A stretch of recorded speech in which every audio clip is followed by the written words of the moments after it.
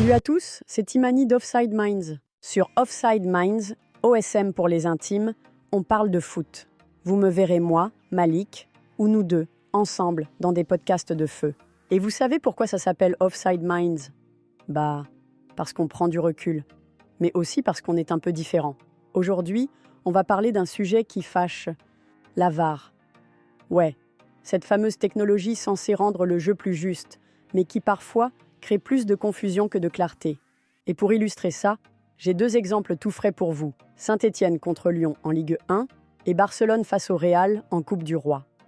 Vous avez vu les matchs, non ? Ça montre bien les limites de la VAR et toute la frustration que ça peut provoquer, chez les joueurs et chez nous, les supporters. Alors la vraie question, est-ce que la VAR tue le foot ? C'est ce dont on va parler aujourd'hui.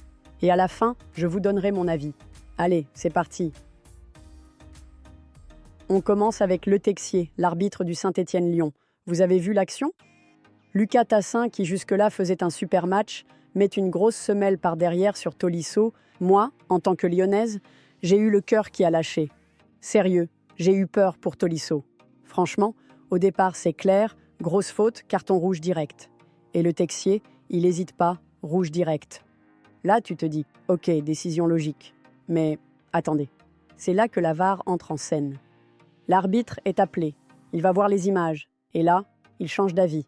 Il annule le rouge et sort un jaune. À ce moment, on s'est tous dit la même chose. Mais c'est quoi ce bordel ? Surtout que Tolisso sort sur civière, la tête entre les mains. Mais ce qui est fou, c'est qu'à la fin du match, Le Texier avoue, son premier instinct, le rouge, c'était la bonne décision. Ouais, il le dit lui-même. Franchement, c'est honnête, mais quand même super gênant. Deuxième exemple, direction l'Espagne. Finale de la Coupe du Roi. Barça-Real. Penalty oublié pour Barcelone, après une faute de Rudiger sur Torres. La VAR dit rien.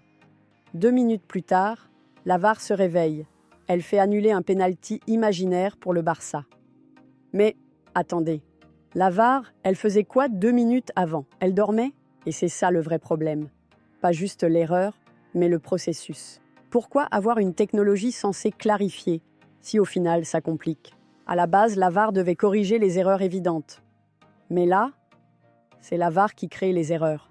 Et franchement, moi ça me saoule. Mais ce qui me dérange le plus, c'est l'émotion qu'on perd. Ce côté spontané.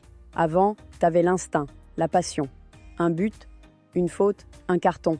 Ça vivait dans l'instant. Maintenant, stop, pause. L'arbitre regarde les images, on attend. Il y a même des fautes qu'on voit que grâce à la VAR. Vous vous rappelez, Manchester United PSG 2019 ? Personne n'avait vu la main de Kimpembe. Résultat ? On perd ce côté instinctif. Avant, tu marquais, tu fêtais. Maintenant, tu marques, mais tu sais pas si tu peux vraiment célébrer. T'as le frein à main. Alors attention, je dis pas que la VAR est inutile.